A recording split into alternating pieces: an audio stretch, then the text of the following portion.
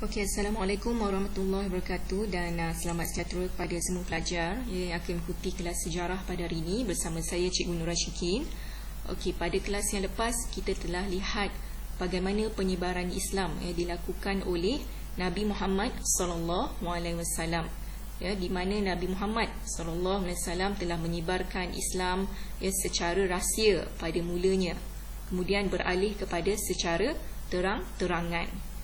Okey. Kemudian kita telah lihat bagaimana Nabi Muhammad SAW menyebarkan Islam daripada kota Mekah ke kota Madinah, di mana apabila Nabi sampai di Madinah, Nabi Muhammad SAW disambut baik oleh masyarakat di Madinah.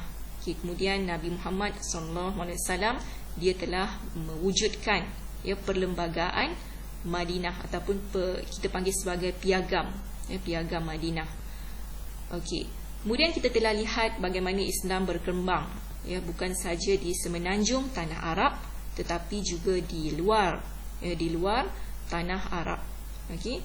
Islam sangat pesat membangun, sangat cepat berkembang ke negara-negara lain, bukan saja di Arab tetapi di negara-negara lain. Okey, hari ini kita akan lihat mengenai penyebaran Islam pada zaman Khulafa Al-Rashidin. Okey, siapa itu Khulafa Al-Rashidin? Khulafa Al-Rashidin adalah merupakan sahabat-sahabat Nabi Muhammad SAW. Okey, sahabat-sahabat Nabi Muhammad SAW telah mengembangkan Islam setelah Nabi Muhammad SAW wafat. Okay, maksud wafat ini adalah meninggal dunia. Okay, jadi setelah Nabi Muhammad SAW wafat, penyebaran Islam diteruskan oleh para sahabat yang dinamakan Khulafa Ar-Rashidin. Ada 4 orang sahabat Nabi yang terkenal pada waktu itu. Yang pertama adalah melalui Abu Bakar Al-Siddiq. Okay, Abu Bakar Al-Siddiq, apa yang telah beliau buat? Beliau telah mengetuai peperangan Al-Riddah dan juga memerangi golongan murtad kerana enggan membayar zakat. Jadi ini adalah perjuangan Abu Bakar Al-Siddiq. Apa itu golongan murtad? Golongan murtad adalah golongan yang keluar daripada Islam. Jadi Abu Bakar telah memerangi golongan inilah. Kerana sebab utama dia adalah kerana mereka enggan bayar zakat. Sebab itu mereka keluar daripada Islam. Zakat adalah salah satu tuntutan untuk orang yang beragama Islam. Ini adalah antara rukun Islam, membayar zakat bagi sesiapa yang mampu. Jadi Abu Bakar telah berjuang untuk untuk memerangi golongan yang enggan membayar zakat. Mereka kaya, mereka mampu, mereka perlu bayar zakat. Tetapi mereka tak nak bayar zakat, mereka murtad, mereka nak keluar daripada Islam. Jadi Abu Bakar Al-Siddiq telah memerangi golongan murtad ini. Kemudian yang kedua sahabat Nabi iaitu Umar Al-Khattab. Umar Al-Khattab. Apa yang beliau telah buat? Beliau telah membuka wilayah baru melalui peneroka di utara semenanjung Arab seperti Iraq, Syam, iaitu Syria dan Mesir. Umar Al-Khattab telah buka tempat-tempat baru, buka tempat-tempat baru untuk kembangkan agama Islam. Kemudian yang ketiga adalah Utsman bin Affan. Utsman bin Affan, beliau telah apa? Beliau telah mentadbir kerajaan Islam, termasuk Parsi dan beberapa kerajaan Byzantium di Laut Mediterranean. Ini adalah pada zaman Utsman bin Affan. Kemudian sahabat Nabi yang keempat adalah Ali bin Abi Talib. Ali bin Abi Talib. Pada zaman Ali bin Abi Talib, agama Islam semakin mantap, semakin kuat. Dan wilayah-wilayah Islam bertambah luas dan makmur, bertambah aman. Agama Islam pada zaman Ali bin Abi Talib telah mantap, telah maju. Jadi ini adalah 4 orang sahabat Nabi okey, yang meneruskan perjuangan Nabi Muhammad sallallahu alaihi wasallam dalam menyebarkan Islam. Okey. Kemudian kita lihat pula kepada penyebaran Islam pada zaman kerajaan-kerajaan Islam. Okey, kita lihat ada tiga kerajaan-kerajaan Islam yang sangat mantap pada ketika dulu.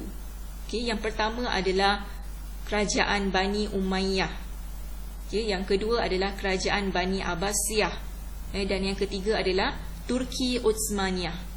Okey, ketiga-tiga kerajaan ini sangat mantap dalam menyebarkan agama Islam. Okey, kalau kita lihat yang pertama, Bani Umayyah berpusat di Cordoba, Sepanyol. Okey, jadi Islam telah berkembanglah. Okey, pada zaman pemerintahan kerajaan Bani Umayyah, Islam berkembang ke India, Bukhara, Samarkand, Khawarizmi, China, Afrika Utara. Okey, kemudian Andalusia di Sepanyol. Okey, ini adalah perkembangan Islam melalui Bani Umayyah. Kemudian melalui kerajaan Bani Abbasiyah yang berpusat di Baghdad, Islam telah berkembang ke Samaniyah di Transylvania hingga ke barat India. Okey, ini adalah pada zaman kerajaan Abbasiyah. Kerajaan Turki Utsmaniyah. Okey, Turki Utsmaniyah ni adalah kerajaan yang paling terkenal di antara ketiga-tiga kerajaan ini. Okey, dia berpusat di Anatolia. Okey, pada zaman ini Islam berkembang ke rantau Balkan, Eropah Timur, sempadan Rusia, sempadan Rusia dan juga sekitar Laut Hitam serta ke alam Melayu. Pada waktu ini, zaman Turki Utsmaniyah, Islam berkembang ke alam Melayu. Alam Melayu ni bermaksud tanah Melayu, seperti termasuklah Malaysia, Indonesia, Brunei yang sekarang ni, Sumatera. Jadi kawasan-kawasan ini kita panggil sebagai alam Melayu. Okey. Kemudian kita lihat pula kepada peta yang menunjukkan penyebaran Islam. Bermula dengan Nabi Muhammad sallallahu alaihi wasallam, yang telah menyebarkan agama Islam di kota Mekah dan Madinah. Okey, kita lihat petunjuk yang warna hijau ini. Kemudian yang warna kelabu ini pada zaman Khalifah Abu Bakar Al-Siddiq, sahabat Nabi, warna kelabu ini. Okey, kawasan yang warna kelabu ini, Abu Bakar Al-Siddiq telah mengembangkan agama Islam. Kemudian yang warna peach ini zaman Khalifah Umar Al-Khattab, Baghdad. Kemudian warna purple ini zaman Khalifah Uthman bin Affan. Okey, nampak di Bukhara dan juga di kawasan ini. Okey, ini adalah kawasan penyebaran agama Islam melalui Uthman bin Affan. Okey, dan yang warna orange ini, pada zaman kerajaan Umayyah ataupun Bani Umayyah, Islam tersebar di Sepanyol ataupun di kawasan Cordoba. Okey. Kemudian zaman kerajaan Abbasiyah, Islam tersebar hingga ke Transylvania, yang warna kuning ini. Okey, di Kabul, di Samarkand, Transylvania. Ini adalah melalui kerajaan Abbasiyah. Dan yang warna coklat ini, kerajaan Turki Utsmaniyah. Ini adalah melalui kerajaan Turki Utsmaniyah, Islam tersebar hingga ke Eropah. Jadi ini adalah kawasan-kawasan yang tersebarnya Islam, bermula dengan Nabi Muhammad, dan akhirnya diperjuangkan oleh sahabat-sahabat baginda, dan akhir sekali kerajaan-kerajaan Islam yang wujud selepas itu. Kemudian kita lihat faktor-faktor penyebaran Islam. Kenapa Islam ini mudah tersebar? Pertama adalah dari segi, dia ada banyak. Pertama adalah dari segi kesyumulan Islam. Kesyumulan ini maksudnya seimbang, balance, seimbang dari segi fizikal, dari segi rohani. Jadi ini menyebabkan agama Islam mudah tersebar. Yang kedua adalah keterbukaan, open, terbuka. Agama Islam bukan saja untuk orang Arab, ya, tetapi untuk orang-orang, masyarakat-masyarakat lain, ya, tak kira bangsa apa, budaya apa, ya, jadi Islam mudah untuk tersebar disebabkan keterbukaan, open untuk semua, ya. Okey, kemudian kesaksamaan, okey, adil. Okey, maksud kesaksamaan ni adil lah, mempunyai keadilan untuk semua, tidak kira apa-apa saja budaya, warna kulit, ya, dan sebagainya. Islam adalah saksama. Okey. Kemudian faktor penyebaran Islam seterusnya adalah melalui dakwah, ya, bukan saja dari individu, ya, kemudian dari masyarakat sendiri, ya, masyarakat sendiri ada yang menyebarkan Islam melalui jalan dakwah, ya. Dan faktor penyebaran Islam seterusnya adalah dari segi hubungan diplomatik. Okay, contohnya hubungan antara pemimpin-pemimpin, ya, dan melalui hubungan diplomatik antara pemimpin negara yang lain, okay, Islam mudah untuk disebarkan. Okay, kemudian seterusnya adalah dari sudut perdagangan. Okay, perdagangan dari sudut perniagaan. Apabila pedagang-pedagang dia pergi ke sesuatu tempat untuk berdagang, mereka bukan saja pergi untuk berniaga, pergi untuk berurusan berniaga, tapi mereka juga menyebarkan Islam. Dan akhir sekali adalah pembukaan wilayah baru.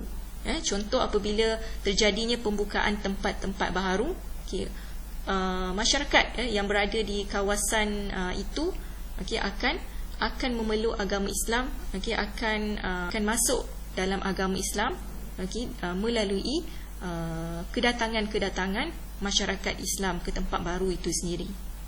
Okay, jadi disebabkan perkara-perkara inilah, okay, mengapa Islam sangat mudah untuk tersebar, dan disebabkan oleh faktor-faktor ini juga, okay, Islam sangat mudah diterima oleh masyarakat di seluruh dunia. Okay, jadi saya harap setakat ini kamu faham, okay, untuk bagaimana penyebaran Islam dilakukan, ya, pada zaman kerajaan-kerajaan Islam, okay, kemudian dari sahabat-sahabat Nabi sendiri, okay, dan juga faktor-faktor penyebaran Islam. Okay, dan saya harap kamu dapat buat sedikit latihan yang saya akan sediakan nanti. Okay, sekian untuk pembelajaran hari ini. Assalamualaikum warahmatullahi wabarakatuh dan salam sejahtera.